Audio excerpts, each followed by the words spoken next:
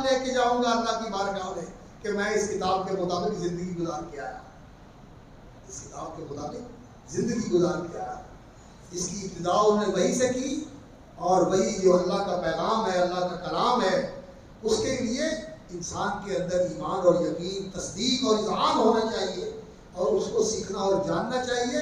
اور اس انتہا انہوں نے اس بات پر کی ہے کتاب و توحید کے اوپر کہ دین کی روح یہ ہے کہ انسان کے اندر اللہ رب العزت کی توحید کا یقین اتر جائے اور توحید کا ایسا رنگ چڑھ جائے، اللہ اکبر، کہ پھر انسان کے روئے روئے میں، ریشے ریشے میں، رگ رگ میں توحید اللہ رب العزت کی سرایت کر جائے تو ان کتےتا او حرقتا، ایک حدیث کے الفاظ ہیں، تیرے ٹکڑے کر دیے جائیں، تجھے آگ میں جلا کے کوئلہ کر دیا جائے تو تو نے پھر بھی اللہ کے ساتھ شرک نہیں کرنا، لا تشرک باللہ وَإِن کتےتا او حرقتا، اللہ سے شرک نہیں کرنا، توحید کے اوپر مر جانا ہے، توحید کے لیے مر جانا ہے۔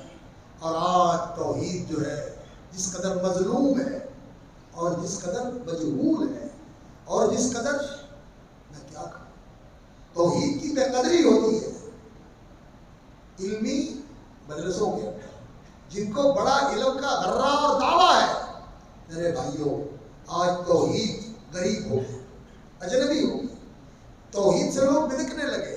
اس لیے اس توحید کو سمجھنے کی ضرورت ہے اور اسے سینے سے لگانے کی ضرورت ہے۔ جس نے توحید کو اپنا لیا انشاءاللہ وہ کامیاب ہے۔ من قال لا الہ الا اللہ صادقا من قلبی موقنا من قلبی، یہ روایتیں ہیں رسول اکرم صلی اللہ علیہ وسلم سے، حدیثیں ہیں۔ جس نے صدق دل سے پڑھا، جس نے یقین دل کے یقین کے ساتھ پڑھا، اللہ رب العزت اس کو جنت میں داخل کر دے گا۔ لا الہ الا اللہ بڑی چیز ہے، اور امام بخاری رحمۃ اللہ علیہ نے اس کو توحید کے اوپر ختم کر کے توحید ربوبیت بھی، توحید الوہیت بھی اور توحید الاسماء و صفات بھی، ساری توحید کے قسمیں بیان کی۔ اور آج کل کئی لوگ توحید حاکمیت کا بڑا نام لیتے ہیں اور وہ کہتے ہیں کہ تم لوگ اس کا نام نہیں لیتے، اور توحید حاکمیت کو وہ کہتے ہیں کہ ہم اس کو لوگوں کے اندر متعارف کروانے والے ہیں، اور نظر یہ آتا ہے کہ توحید ربوبیت بھی کمزور ہو گئی، اور توحید الوہیت کی بات کریں تو وہ کہتے ہیں کہ اس سے ووٹ خراب ہوتے ہیں، اور توحید الاسماء و صفات تو اتنی غریب ہوئی کہ ہمارے ہاں اللہ اکبر توحید کے نام پر جو کچھ پڑھایا جاتا ہے وہ توحید الاسماء و صفات کی ساری کمی ہے۔ وہ اللہ رب العزت کی توحید جو اسماء و صفات کے اندر اللہ کی پہچان ہے، اللہ کے نام ہے، اللہ کی صفات ہے، وہ کہتے ہیں کہ ان کے وہ معنی ہی نہیں ہیں جو تمہیں سمجھ آتے ہیں۔ کیا معنی ہے؟ یا تو ہم جانتے ہی نہیں وہ راز ہے، یا پھر ان کے اور معنی بیان کر کے یلحدون فی اسمائی، اللہ تعالیٰ سمجھ دے اور اللہ تعالیٰ ہدایت دے۔ یہ توحید معاشرے کے اندر بہت زیادہ مظلوم ہے، یعنی اس کی حق تلفی ہو رہی ہے، اس کو پہچانا نہیں جا رہا، اس کا حق نہیں ادا کیا جا رہا۔ اور سب سے بڑا ظلم کیا ہے؟ ان الشرک لظلم عظیم، توحید کو کمزور کرنا یہی سب سے بڑا ظلم ہے، یہی سب سے بڑا ظلم ہے۔ اور دنیا کے اندر جو فساد آتا ہے وہ کس وجہ سے آتا ہے؟ اسی وجہ سے آتا ہے، اللہ اکبر، ظہر الفساد فی البر والبحر بما کسبت ایدی الناس لیذیقہم بعض الذی عملوا لعلہم یرجعون قل سیروا فی الارض فانظروا کیف کان عاقبۃ الذین من قبل کان اکثرہم مشرکین۔ شرک ہے جو سب سے بڑی بیماری ہے اور جو سب سے زیادہ اللہ کے غضب کو دعوت دینے والی چیز ہے۔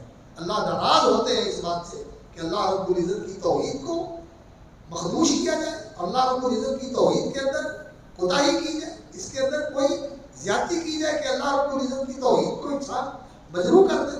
نہیں، اللہ الواحد الاحد الصمد، اللہ رب العزت الہ واحد، توحید بیان فرمائی ہے امام بخاری رحمۃ اللہ علیہ نے۔ تو توحید حاکمیت جو ہے وہ توحید ربوبیت میں بھی آتی ہے، وہ توحید الوہیت میں بھی آتی ہے، اور توحید الاسماء و صفات میں بھی آتی ہے۔ اس لیے کہ جو اللہ رب العزت ہے اس کے ناموں میں الحکم بھی ہے، العدل بھی ہے، اور اللہ رب العزت جو ہے قائم بالقسط بھی ہے، اور اللہ رب العزت جو ہے اس نے دین مقرر فرمایا ہے۔ اللہ رب العزت کا یہ بھی مقام ہے کہ شرع لکم من الدین، اللہ نے دین مقرر فرمایا ہے اور حکم بھی اسی کا ماننا چاہیے، اسی کی فرما برداری کرنی چاہیے. تو توحید حاکمیت بھی اس کے اندر آتی ہے. اور آخر میں جو باب لے کے آئے ہیں وہ وزن اعمال کا باب ہے. باب قول اللہ تعالیٰ ونضع الموازین القسط لیوم القیامہ. اللہ رب العزت کا یہ فرمان کہ قیامت کے دن ہم عدل کا ترازو قائم کریں گے. نضع الموازین القسط، وہ موازین جمع ہے، موازین جمع ہے یعنی ترازو قائم کریں گے، عدل کے ترازو قائم کریں گے. عربی زبان میں مفرد کے لیے میزان اور جمع کے لیے موازین استعمال ہوتا ہے، اور ہماری زبان میں ترازو جمع اور مفرد دونوں کے لیے استعمال ہوتا ہے. ترازو قائم کیے جائیں گے اور ترازو قائم کیا جائے گا، دونوں طرح استعمال ہوتا ہے. تو عدل کے ترازو اللہ رب العزت قائم کریں گے. القسط یہ اس کی صفت بھی ہو سکتی ہے، اور للقسط اگر ہو عدل کے لیے تو یہ منصوب بنظیر خافض بھی ہو سکتا ہے. عدل قائم کرنے کے لیے ترازو قائم کریں گے. عدل قائم کرنے کے لیے کیسے؟ یعنی اللہ رب العزت نے اس دن انصاف کرنا ہے، عدل کرنا ہے. جس کا جو حق بنتا ہے اس کو دیا جائے گا، کسی کی کوئی حق تلفی نہیں ہوگی. نضع الموازین القسط لیوم القیامہ، یہ قرآن مجید کی جامع ترین آیت ہے وزن اعمال کے لیے. اور امام بخاری رحمۃ اللہ علیہ کا یہ بڑا ہی حکیمانہ انداز ہے کہ وہ قرآن کی آیتیں بھی منتخب کرتے ہیں اور ساتھ اس کی مناسبت سے حدیثیں بھی لے کے آتے ہیں. اور قرآن کی آیت بھی وہ منتخب کریں گے جو موقع کے لحاظ سے سب سے زیادہ جامع اور موضوع ہو. وہی کا بات تھا، وہاں وہ آیت لے کے آئے جس میں سارے نبیوں کا ذکر کیا، رسولوں کی بعثت کا مقصد ذکر کیا اور ان کے مقام اور مرتبے کا ذکر کیا. اور خاص طور پر رسول اکرم صلی اللہ علیہ وسلم کو جو یہ منہج ہے رسولوں کا اس کے بارے میں بتا دیا گیا، اور لوگوں کو بھی بتا دیا گیا کہ تمہیں رسول کی بات کو کیسے قبول کرنا ہے. یا ایھا الناس قد جاءکم الرسول بالحق من ربکم فآمنوا خیرا لکم، یہ رسول تمہارے پاس اللہ کی طرف سے حق لے کر آیا ہے، ان پر ایمان لے آؤ، یہ تمہارے لیے بہتر ہوگا. یہ آیت وہاں لے کے آئے ہیں، اور یہ آیت سورۃ الانبیاء کی یہاں لے کے آئے ہیں. ونضع الموازین القسط لیوم القیامہ فلا تظلم نفس شیئا وإن كان مثقال حبۃ من خردل أتینا بها وکفیٰ بنا حاسبین. رائی کے دانے کے برابر بھی کوئی چیز ہوگی تو ہم اسے لا حاضر کریں گے، اور ہم بھرپور حساب لینے والے اور پورا حساب کرنے والے، وکفیٰ بنا حاسبین. اور نبی صلی اللہ علیہ وسلم کی ایک حدیث ہے، اللہ اکبر. ایک آدمی آیا، یا رسول اللہ میرے نوکر غلام ہیں اور میرے ساتھ ان کا جو معاملہ ہے، کبھی کام کرتے ہیں کبھی نہیں بھی کرتے، کوتاہی بھی کرتے ہیں، خراب بھی کرتے ہیں، اور میں بھی انسان، غصہ بھی آ جاتا ہے اور کبھی زیادہ غصہ آ جاتا ہے تو میں ان کو سخت سست بھی کہہ لیتا ہوں، کبھی مار پیٹ بھی لیتا ہوں. تو میرا کیا معاملہ ہوگا؟ تو رسول اکرم صلی اللہ علیہ وسلم نے فرمایا جو تو کچھ ان کے ساتھ کرتا ہے، مارنا پیٹنا بولنا جھڑکنا، یہ سارا کچھ یہ جمع کیا جائے گا، اکٹھا کیا جائے گا، اور جو انہوں نے تیرا کام کیا وہ بھی اکٹھا کیا جائے گا. تو اس کو تولا جائے گا. اگر تیرا یہ مارنا پیٹنا بولنا جھڑکنا بڑھ گیا تو پھنس جائے گا، اور اگر ان کی کوتاہی بڑھ گئی تو وہ پھنس جائے گا. کہنے لگا یہ جو کچھ میں کرتا ہوں سارا کچھ تولا جائے گا. تو نبی صلی اللہ علیہ وسلم نے کہا ہاں یہ سب کچھ تولا جائے گا. اور یہ آیت پڑھی رسول اکرم صلی اللہ علیہ وسلم، ونضع الموازین القسط لیوم. اس آدمی کی چیخ نکل گئی، آواز سے رونے لگا، کہنے لگا یہ اتنا مشکل کام ہے، اتنا مشکل کام ہے. میں تو آپ کو گواہ بنا کے کہتا ہوں، میں ان غلاموں کو آزاد کر کے خود ہی اپنا کام کر لوں گا، یہ اتنا مشکل حساب دینا میرے لیے مشکل نہیں.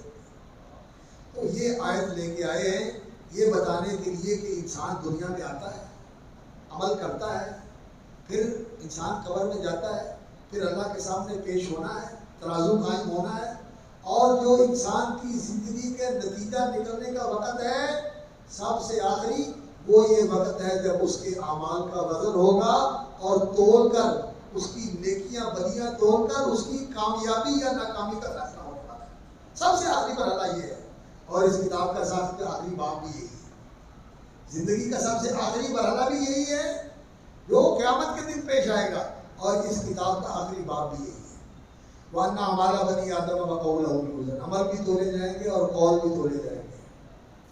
جو قول ہیں ان کے اندر تو سب سے بھاری اللہ کا نام ہے اور اللہ کی توحید کی گواہی ہے، اور جو انسان کا رویہ ہے اس میں سب سے زیادہ بھاری چیز انسان کا خلق حسن ہے.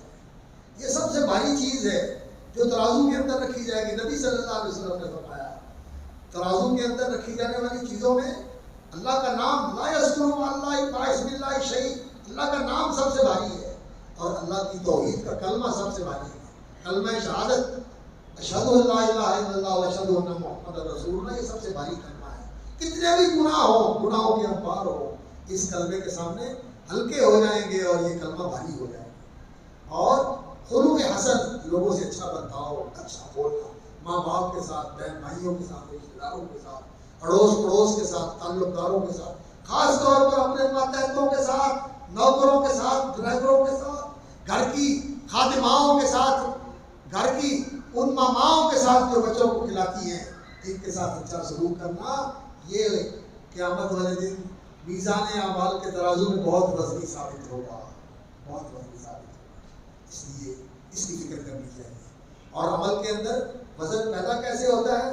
اخلاص للہیت کے ساتھ اور اتباع سنت کے ساتھ. اور پھر عربی کا ایک بہت ہی لطیف نقطہ بیان فرمایا امام بخاری رحمۃ اللہ علیہ نے مجاہد بن جبر کے حوالے سے، کہ انہوں نے کہا کہ القسطاس العدل بالرومیہ، قاف کے ضمے کے ساتھ بھی پڑھا جاتا ہے قسطاس.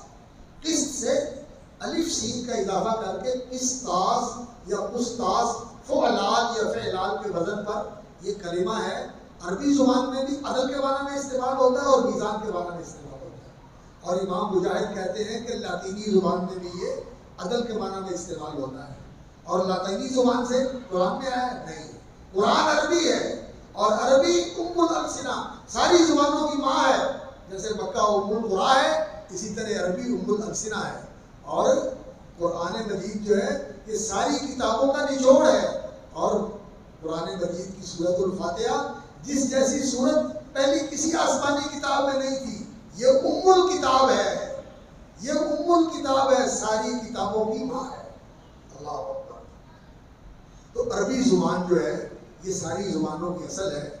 اور اس پر علماء نے بڑی داد تحقیق دی ہے اس بات کو ثابت کرنے کے لیے کہ عربی زبان کے اندر جو لطافت ہے، جو وسعت ہے، جو گہرائی ہے، اور جو اس کے اندر پھیلاؤ ہے کہ ایک لفظ کو اتنا زیادہ وسیع کر کے اس کی تصریف کر کے پھیلا دیا جاتا ہے کہ آپ کو مختلف معانی کو ادا کرنے کے لیے بڑی آسانی ہو جاتی ہے.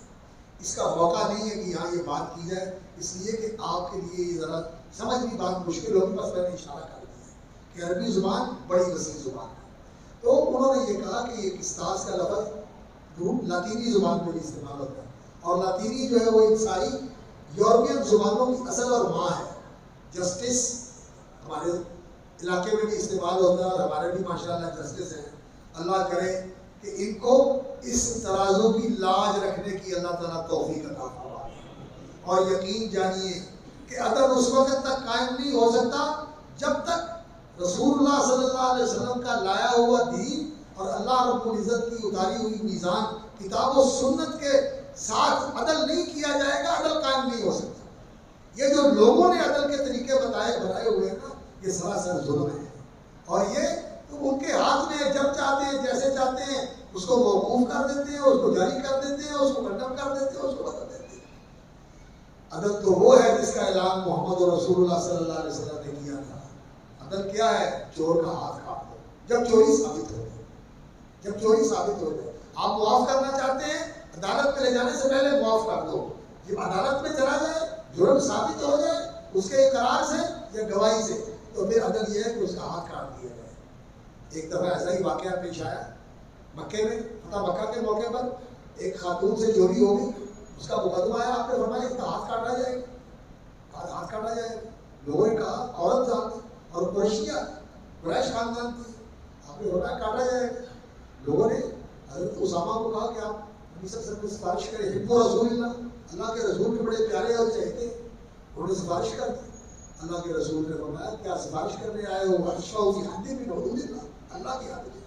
میں قسم کھا کے کہتا ہوں اس ذات کی جس کے ہاتھ میں محمد کی جان ہے، اگر میری بیٹی فاطمہ نے بھی چوری کی ہوتی تو محمد اس کا بھی ہاتھ کاٹ دیتا.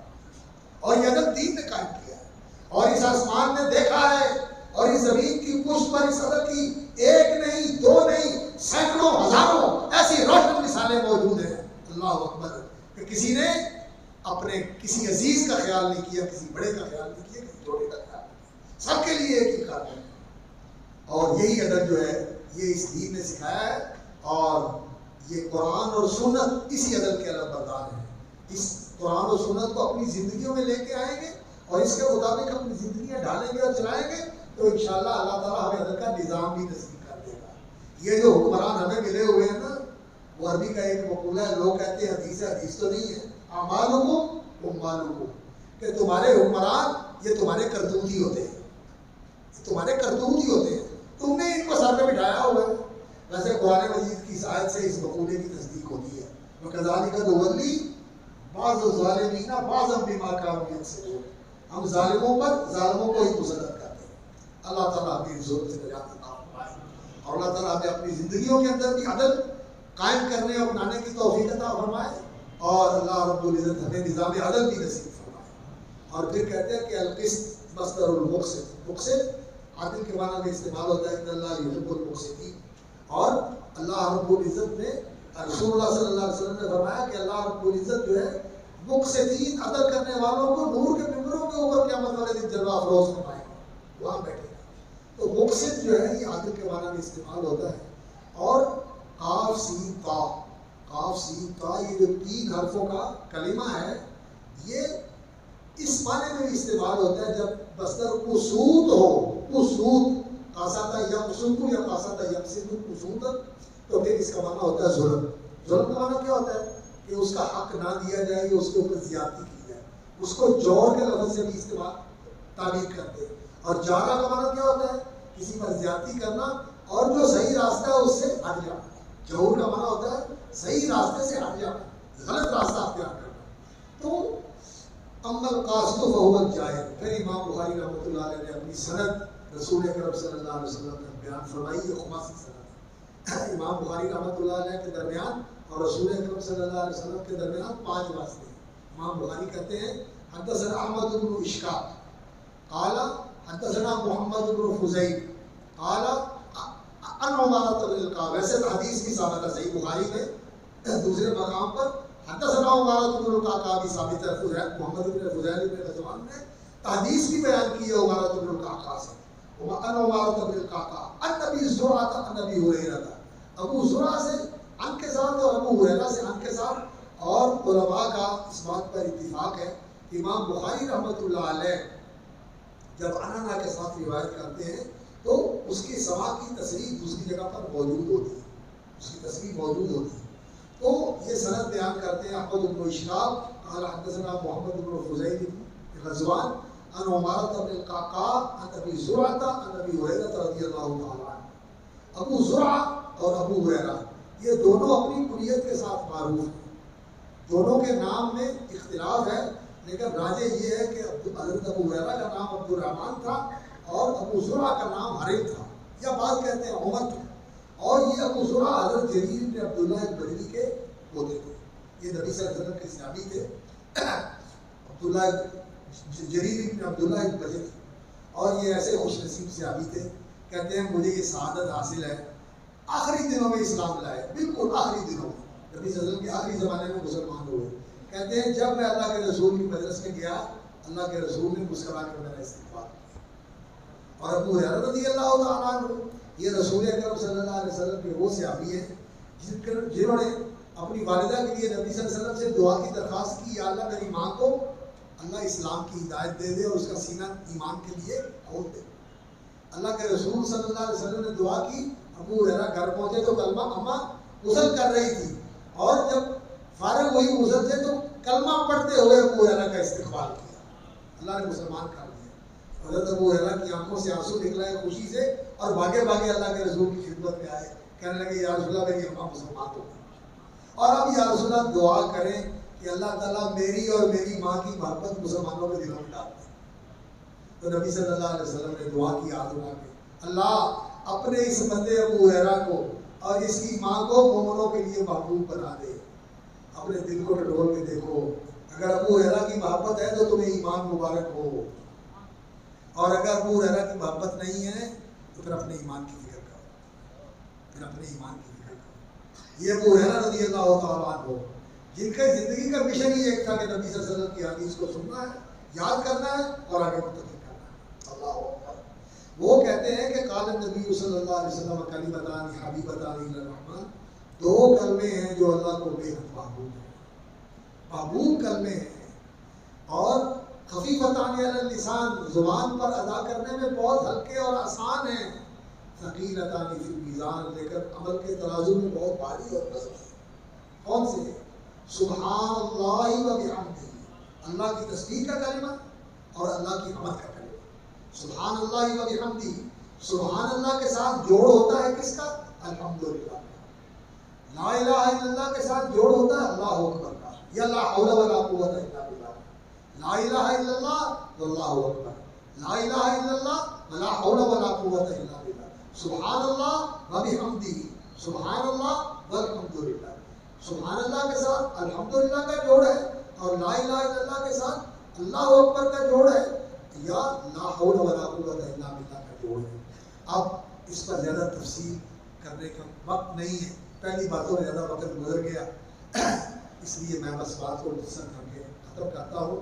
یہ ذکر ہے جو اللہ رب العزت کو بہت ہی محبوب ہے، اور یہ ایسا ذکر ہے اللہ رب العزت کا، اللہ کی تسبیح، اللہ کی تنزیہ، یہ بتانا کہ اللہ ہر عیب اور نقص سے پاک ہے۔ جب ہم اللہ کی تسبیح کرتے ہیں، اس کی قدوسیت بیان کرتے ہیں، اور اس کی نزاہت بیان کرتے ہیں، اس کی پاکی اور اس کی برتری اور بلندی بیان کرتے ہیں، تو اس کا اثر انسان پر بھی پڑتا ہے، انسان کے گناہ بھی دھل جاتے ہیں۔ جب اللہ کو پاک بتاتا ہے تو اس کا اثر یہ ہوتا ہے کہ اللہ اس کے گناہ دھو دیتا ہے۔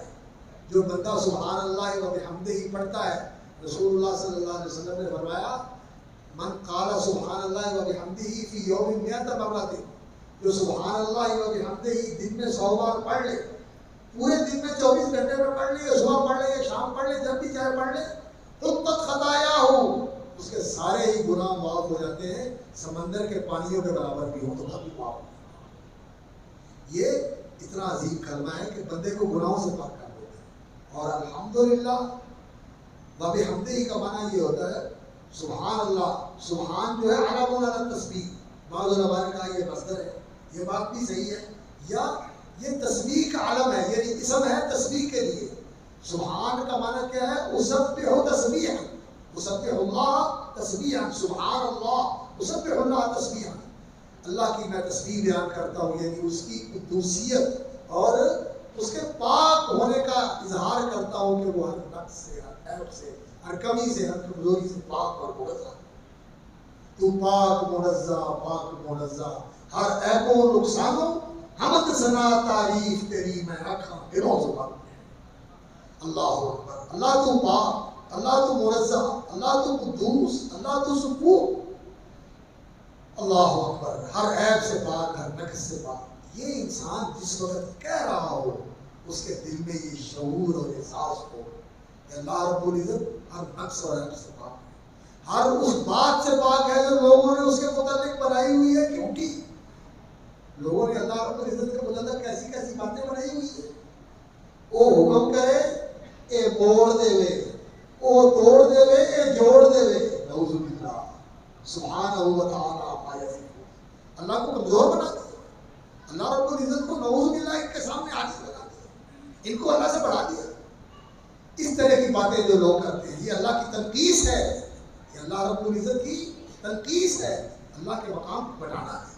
اور سچی بات یہ ہے کہ ما قدر اللہ کا قدری، جن لوگوں نے اللہ کی عظمت و جلال، اس کے وقار اور اس کی کبریائی اور اس کی عظمت کو پہچانا نہیں ہے، یہ اس طرح کی باتیں کرتے ہیں، مخلوق کو خدا کا برابر کرا دیتے ہیں۔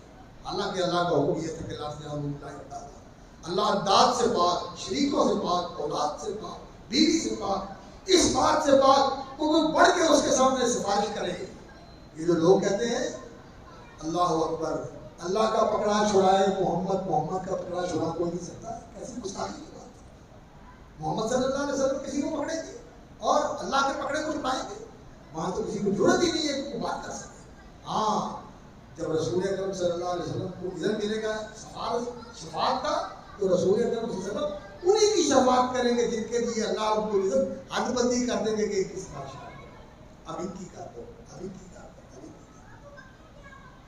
تو اللہ کی تسبیح اس شعور کے ساتھ کہ جو لوگ باتیں بناتے ہیں اللہ رب العزت کی شان میں تنقیص والی، اللہ ان سے پاک اور منزہ ہے سبحانہ و تعالی عما یصفون، اور جو اللہ کے شریک بناتے ہیں اللہ ان سے بھی پاک ہے، اس کا کوئی شریک نہیں۔ اور اس کے ساتھ بحمدہ، اللہ کی حمد، اس کی ثنا، اس کی تعریف، اس کی توصیف، اس کو میں اپناتا ہوں اور میں اس کے ساتھ رطب اللسان ہوں، میرے روئے روئے سے اور میرے انگ انگ سے اور میرے ریشے ریشے سے اور میرے ہر برے منہ سے، جو میرے بالوں کا منہ ہے اس سے اللہ اکبر، اللہ رب العزت کی حمد نکل رہی ہے۔ یہ لوں لوں تھی میں حمد پکارا اس پاک منزہ تائیں اللہ اکبر، میرے جسم کا رواں رواں، لوں لوں، ریشہ ریشہ، ہر چیز اس کی حمد کے بول بولے تو پھر بھی اس کی حمد کا قرار نہیں ہو سکتا۔ میں کیا ساری کائنات وَلَوْ أَنَّ مَا فِي الْأَرْضِ مِنْ شَجَرَةٍ أَقْلَامٌ وَالْبَحْرُ يَمُدُّهُ مِنْ بَعْدِهِ سَبْعَةُ أَبْحُرٍ مَا نَفِدَتْ كَلِمَاتُ اللَّهِ، اللہ کی حمد و ثنا کے کلمات اگر ساری زمین کے درخت قلم بن جائیں اور سارے سمندر سیاہی بن جائیں اور ساری کائنات کے ذرے اس کی حمد و ثنا کے ترانے اور کلمے لکھنے لگے تو اللہ کی حمد و ثنا اتنی ہے کہ اس کا حق ادا نہیں ہو سکتا۔ اللہ کے رسول نے فرمایا لا احصی ثناء علیک انت کما اثنیت علی نفسک، اور اللہ رب العزت نے کہا قل الحمدللہ، آپ بھی الحمدللہ کہو الحمدللہ الحمدللہ الحمدللہ۔ تو سبحان اللہ و بحمدہ، جب انسان الحمدللہ کہتا ہے اللہ بہت راضی ہوتے ہیں، اور یہ بہترین دعا ہے۔ اللہ کی تعریف کر کے جو اللہ سے لیا جا سکتا ہے وہ مانگ کے نہیں لیا جا سکتا، اس کی تعریف کرتے رہو، وہ بھی مانگے ہی تمہیں سب کچھ دے دے گا، اور وہ دے گا جو اس کی شان کے شائع ہے، جو اس کی شان کے شائع ہے۔ تو بڑی اونچی بات ہے سبحان اللہ و بحمدہ، سبحان اللہ العظیم، یہ تکرار ہے اسی سبحان اللہ کا، اس لیے کہ اللہ رب العزت کی توحید اور اللہ کے مقام و مرتبے کو انسان نہیں پہچانتا، اور جہالت کے ساتھ ایسی باتیں کر جاتا ہے، ایسے کام کر جاتا ہے جو اللہ کے مقام اور مرتبے کے شایان شان نہیں ہوتے، اس کی طرف منسوخ کر دیتا ہے، کبھی کسی کو خدا کے برابر کر دیتا ہے بلکہ خدا سے بڑھا دیتا ہے۔ اور آج تو سچی بات یہ ہے کہ توحید والوں کی بھی بڑی کمزور ہے، جن کا توحید کا بڑا دعویٰ ہے نا۔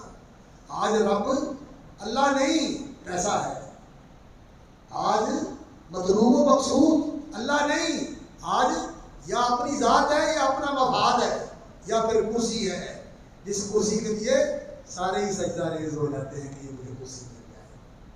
آج یہ توحید بہت ہی مخدوش ہو گئی، اس لیے سبحان اللہ و بحمدہ یہ اصل میں لا الہ الا اللہ کا مفہوم ہے جو دوسرے الفاظ میں ادا کیا جا رہا ہے۔ لا الہ الا اللہ، ہر ایک کی نفی کر کے اللہ کی الوہیت کا اثبات، اور اللہ جو الہ ہے وہ ساری خوبیوں اور کمالات کے ساتھ متصف ہے۔ سبحان اللہ و بحمدہ سبحان اللہ العظیم، یہ جو اس کی حمد کرتے ہیں، جو اس کی تسبیح کرتے ہیں، اس کی تنزیہ و تقدیس کرتے ہیں، العظیم، اللہ تعالیٰ اس سے بہت بڑا ہے، بہت بڑا ہے، بہت بڑا ہے، بہت بڑا ہے، بہت، ہم اس کا حق نہیں ادا کر سکتے۔ تو اللہ رب العزت سے ہم دعا کرتے ہیں اللہ تعالیٰ ان عزیزوں کو عالم باعث بنائے، دین کا خادم بنائے، والدین کے لیے آنکھوں کو ٹھنڈک بنائے، دنیا اور آخرت میں ان کی عزت افزائی اور نیک نامی کا باعث بنائے۔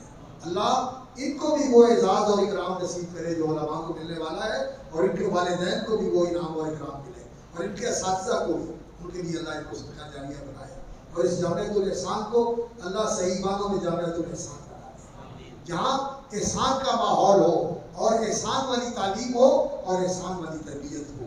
اللہ تعالیٰ اس کو ایسا بابرکت جامعہ بنا دے۔ اور ہمارے ماشاءاللہ شیخ حسن سلفی صاحب یہ احسن ہے، احسن اللہ علیہ، اللہ تعالیٰ ان کو محسن بنا دے، اور ان کے ساتھ ہمیں بھی اللہ تعالیٰ اپنے احسان کا مورد بنا دے۔ اور اللہ رب العزت آپ کا یہاں بیٹھنا اور جانا اور اہل علم کا میرے طالب علمانہ باتوں کو سننے کے لیے اتنی مشقت برداشت کرنا، میں ان سب کا شکر گزار ہوں۔ اللہ رب العزت کے حضور دست بدعا ہوں کہ اللہ جو بات تیری رضا والی ہے اللہ اسے اپنی رضا کا باعث بنا اور ہماری نجات کا ذریعہ بنا، اور اسے قبول فرما، اور اگر کوئی بات ایسی ہو گئی ہے اسی کی مجلس کے اندر جو اللہ کو پسند نہیں ہے اس کے شر سے اللہ مجھے بھی محفوظ رکھے، آپ کو بھی محفوظ رکھے، اللہ تعالیٰ معاف فرمائے، اللہ تعالیٰ رحمت کا معاملہ فرمائے۔ سبحان ربک رب العزت عما یصفون، سلام علی المرسلین۔